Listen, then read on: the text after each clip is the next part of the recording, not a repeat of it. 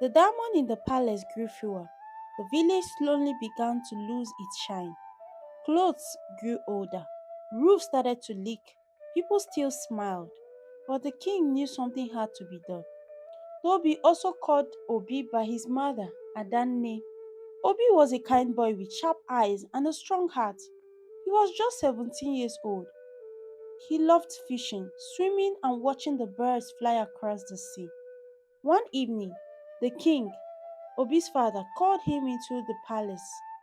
"My son," he said, "today you are old enough to know the truth." Obi sat on the soft mat and listened carefully. The king told him everything about the first mermaid, the diamonds, the hidden cave, and how the village once became rich. He told Obi that now the diamonds were almost gone and the village was growing poor again.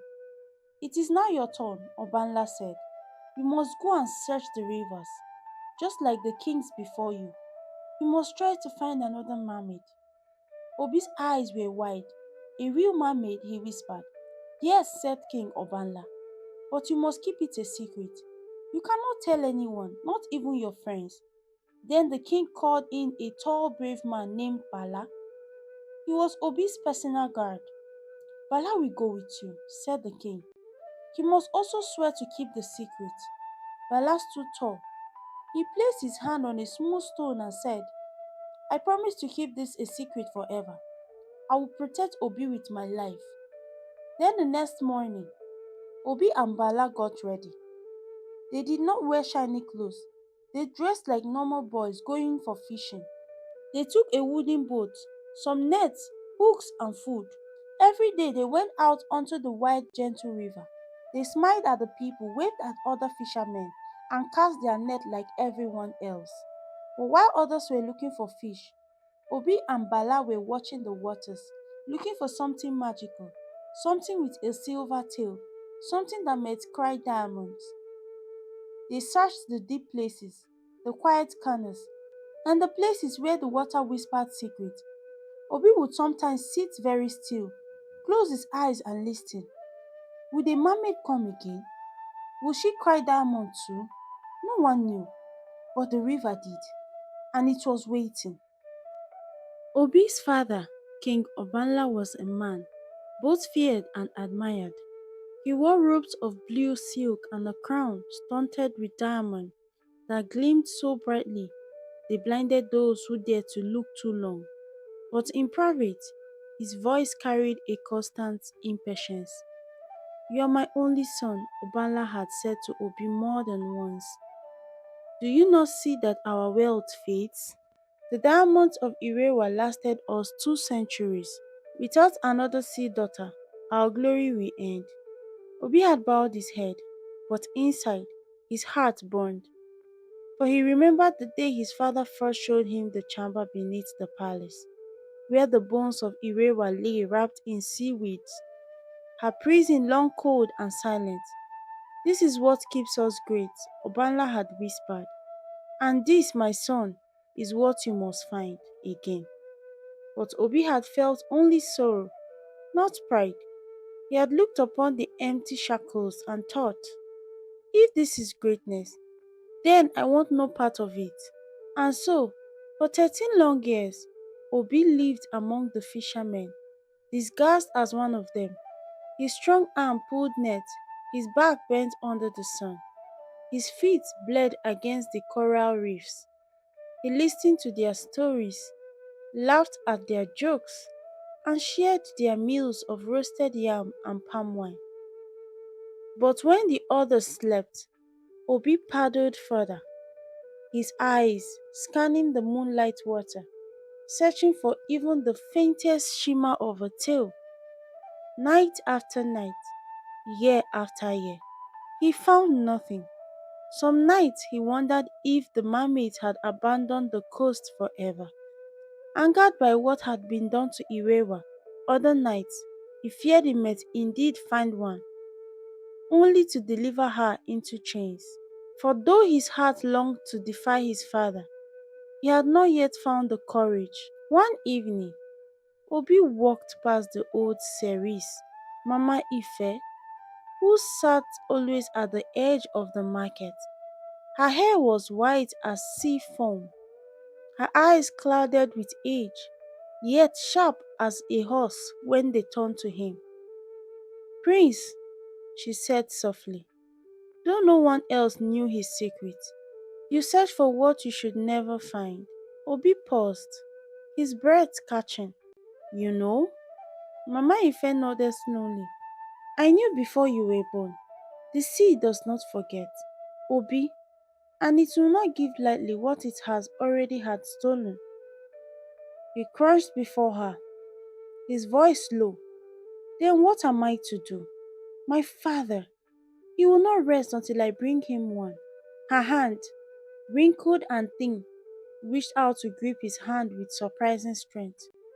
You must choose, child, to serve the greed of men or to serve the songs of your own heart. Her words lingered long after he left her side. That night, Obi pushed his canoe further than he had ever dared before. The moon was high and the sea calm as glass. He cast his net, but his mind was heavy with Mama Ife's warning. Then, as the net sank, he saw it, a glow beneath the water, not the light of fish, nor the shimmers of coral, but something soft, alive. His breath caught. He leaned over the side, heart pounding, and there, just beyond reach, he saw her, her hair flowing like a river of midnight, eyes that shone like stars, a tail shimmering with scale of silver and blue. She was watching him, a mermaid. The glow beneath the water shimmered like a dream. Obi's breath caught in his throat. For 13 years he had searched, and now, at last, the sea had answered. But his heart pounded with both wonders and dread. What if his father found out? What if she was taken like Erewa before her? What if he too becomes the jailer of sorrow? The mermaid's eyes met his, wide and curious, not filled with fear but with something else, caution. Yes, yet also recognition, as if she had been waiting for him. Obi leaned forward, whispering as though the sea itself might be listening. Don't be afraid. Her lips moved, and no sound carried across the water. He understood. Follow me. Before he could answer, she flickered her tail and glided away, the glow of her scale leaving a trail in the dark water. Obi gripped the paddle, his body trembling, and stared after her. The canoe slid slightly along a narrow channel, hidden between jagged rocks that jutted like teeth from the sea. The tides pulled him in, the waves guiding him as if the ocean itself approved. At last, they entered a cove, hidden from the world. Moonlight poured in through a gap in the cliff above, painting the water silver. The air smelled of salt and fresh seaweed, and the only sound was the gentle lap of waves against the rocks. And there she was. She surfaced gracefully, her hair clinging to her shoulders, her skin glowing faintly in the moonlight. The water dripped from her lashes, her eyes fixed on him with both caution and curiosity. Obi's throat tightened, but he forced himself to speak softly so as not to frighten her. Who are you? Her voice, when it came, was like music carried on the tide. My name is Nia. He whispered it back almost immediately. Nia? She tilted her head, studying him. And you? Toby, also called Obi, he said. For a long moment they simply stared at each other. Obi's heart raced as he thought of his father's command, the secret chamber beneath the palace, and the diamond that had bought 2 centuries of power. But looking at her now, he knew he could never deliver her to such a fate. Nia's eyes grew serious. You should not have followed me. My kind does not welcome men. I did not come to harm you. Obi said quickly, his hands raised as though in surrender. I swear it. Your people took one of us long ago, Nia said, her voice trembling slightly. They made her weep until her heart broke. Do you know what sorrow that left in the sea? Obi lowered his gaze. Yes, he whispered. I know. Her name was Erewa. My father. He showed me her prison. At that, Nia's eyes filled with tears, not diamonds, but pure sorrow. She was my mother's sister. Obi's chest tightened painfully. I I am sorry. For a moment, silence stretched between them, broken only by the gentle waves. At last, Nia spoke again, her voice softer now. If you tell your people you found me, they will chain me as they did to her. They will take my tears until I am nothing. Obi shook his head fiercely. I will not tell them. Not ever. Her eyes searched his face as though weighing his soul. Why should I trust you? He hesitated, then spoke from the deepest part of his heart. Because I have searched for you all these years, and not for diamonds, but for a reason to defy my father. Nia blinked, startled. Obi's voice dropped to a whisper. I do not want your sorrow. I want to know you. Something in his tone, earnest, trembling, yet strong, softened the guided look in her eyes. She drifted closer, her hands barely breaking the surface of the water. Then we must keep this a secret, she said. For if your father learns, the sea will bleed again. Obi nodded. It will remain between us. I swear it. The moonlight caught on Nia's hair as she lifted a hand from the water. Tentatively, Obi reached down, his finger brushing hers. Her skin was cool and smooth, like the tide itself. A shiver ran through him, not of fear, but of something he had no words for. Her lips curved into the finest smile. Then it begins. Obi, still holding her hands, whispered, What begins? Her gaze was steady, almost haunting. The part of your life the sea will never let you forget. Obi could not sleep that night. Every time he closed his eyes, he saw her face, Nia, with her shimmering hair and eyes that carried both sorrow and light. Her voice still echoed in his ears, soft as the tides, warning and comforting all at once. At dawn he rose before the fishermen, slipped away and paddled back to the cove. He did not know if she would be there again, or if she had already vanished into the endless blue. But when the canoe slid into the silver lit water, she was waiting. And so it began. Each night, when the market had gone quiet and the palace lights dimmed, Obi made his way to the hidden cove. Nia was always there, her laughter soft as waves breaking on the shores, her stories flowing like songs. She told him of the deep palaces of coral where her kind once gathered, of gardens made of glowing seaweed, and of whales that carried secrets from one ocean to the other. She sang to him, her voice waving through the night air, filling him with a peace he had never known. Your world is filled with noise and fire, she said once, her eyes reflecting the moon. But beneath the waves, everything moves in harmony. No greed, no chains. Obi smiled faintly. I think I was born in the wrong world. Nia gaze softened. Perhaps you were born for both. One night she asked him, Have you ever heard the songs of the sea, Obi? He shook his head. She closed her eyes and began to hum. The sound was unlike any song he had heard before. It was soft yet vast, a melody that seemed to rise from the very depth of the water. As she sang, the waves shimmered, and tiny fish gathered, swindling around them in patterns like living stars. Obi felt his heart ache with a longing he could not name. He whispered, "That is the most beautiful thing I have ever heard."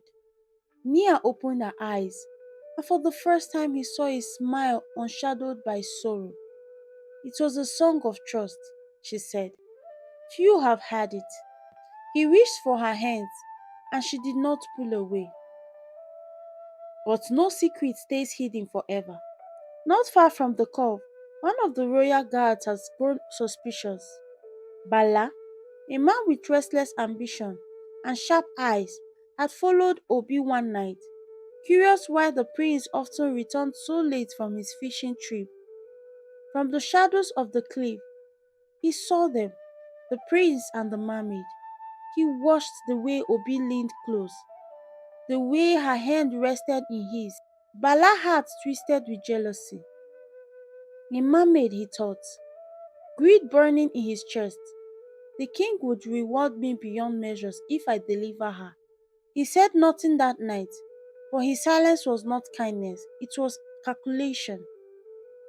One evening, as the moon shone high, Nia brought something with her. From the depths, she carried a shell carved with delicate spirals, glowing faintly from within.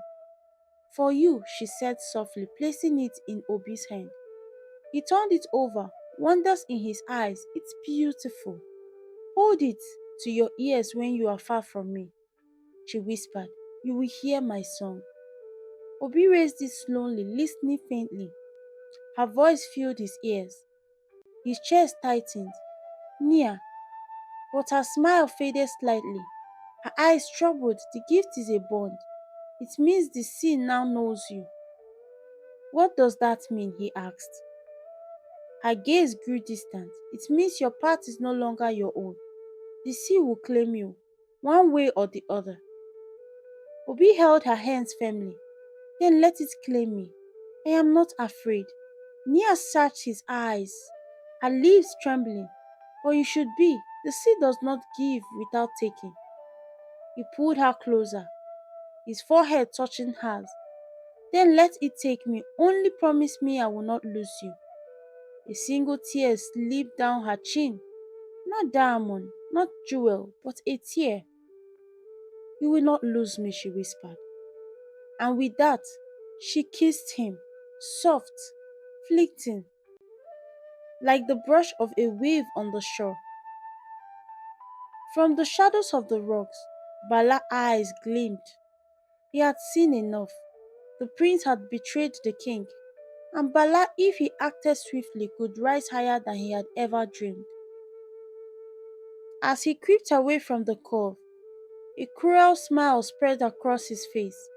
Let the prince believe in love. Soon, I will have the mermaid, and Lekoma will bow to me. King Ombala sat upon the throne of polished ebony, the crown of diamonds heavy on his brow. His face was stained, his eyes dark pool of thought. Though wealth surrounded him, silk from the east, muskets from Europe, gold from the north, he was restless. But the diamonds were fewer now. The last of Erewa's tears glittered in the royal vault, guided day and night, and without new ones, the throne of Lekoma would lose its luster. Bala knelt before the king, his forehead pressed to the cool stone floor. "My king, forgive me if I speak boldly," he began. Obanla's gaze sharpened. "Speak!" Bala raised his head slightly, his voice lowered. "Your son, he goes to the sea each night, not for fishing. He hides something." The king's hand tightened around the arms of his throne. "What do you mean?" "I have followed him as you instructed," Bala continued smoothly. "And I swear by the gods, I saw him in the cove beyond the cliffs. He was not alone. There was a creature with him, a mermaid." The king gasped, but Obanla's face did not move. Only his eyes darkened with a hunger Bala recognized. "Are you certain of what you saw?" the king demanded. "With my own eyes, my king. She is real." Obanla leaned back slowly, his lips curling into a thin smile. "The sea has given us another chance." That evening, when Obi returned to the palace from the market, He found his father waiting in the great hall. The torches burned brightly, throwing shadows across the walls. My son, Obanla said, his voice deep and measured. You look weary. Obi bowed slightly. The sea is demanding, father. Obanla gaze held his, and yet the sea rewarded the patient. Tell me, Obi, have you found what I asked of you? Obi's heart thundered painfully. He forced a calm smile. No, father. The waters have only given me fish and pearls. A long silence followed. The king searched his son's face, as though weighing his soul. At last, Obanla leaned forward. Do not forget, Obi. This kingdom stands because of sacrifice. Without the diamonds, we will be nothing. If the sea has given you even a whisper of hope, do not keep it from me. Obi bowed again, his voice steady, despite the storm within. I will never betray you, father. But in his chest, guilt burned like fire. Later that night, Obi rushed to the cove. Nia was waiting, her hair glimmering in the moonlight. But before he could even greet her, he pulled her close, his voice urgent. Nia, they know. Her eyes widened. Who? Bala followed me, even after I instructed him not to. He saw us. He told my father. Nia's face grew pale. She clutched his hand tightly. Then you must not come again. If they catch me. No, Obi said firmly, shaking his head. I cannot leave you. Not now. Not ever. Her voice trembled. Obi, do you not understand?